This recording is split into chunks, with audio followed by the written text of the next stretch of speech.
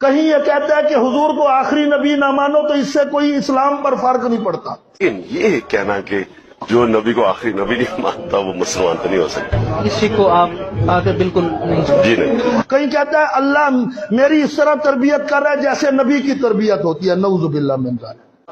تو میں سمجھتا تھا کہ اللہ مجھے بھی ایک مشکل وقت سے گزار رہا ہے، میری تیاری کروا رہا ہے جس طرح اس نے نبی کی تیاری کروائی. کہیں یہ کھڑا ہے اور عورت کہہ رہی ہے کہ یہ اس صدی کا پیغمبر بن چکا ہے. اس صدی کا پیغمبر بن چکا ہے. تمہیں کچھ بھی نہیں ہوا. اس طرح اس نے اسلام کا مذاق اڑایا. ایک عورت کہتی ہے یا اللہ مجھے حج بھی نہ کرا عمرہ بھی نہ کرا، عمران خان کو دیکھ لوں بس میری فتح ہو گئی. اللہ مجھے عمرہ نہیں نصیب کرتا نہ کرے، حج نہیں نصیب کرتا نہ کرے، مجھے عمران خان کو دیکھ لیا میرے دنیا فتح ہو گئی. ایک آدمی کہتا ہے اگر میں عمران خان پر مر گیا تو میں ایسے سمجھوں گا میں نبی پہ مر گیا. نعوذ باللہ من ذالک. ہم اسی کے اوپر مرنے والے ہیں، اسی پر مریں گے، سمجھے نبی پاک کے اوپر مر گئے ہم. یہ کیا ہے؟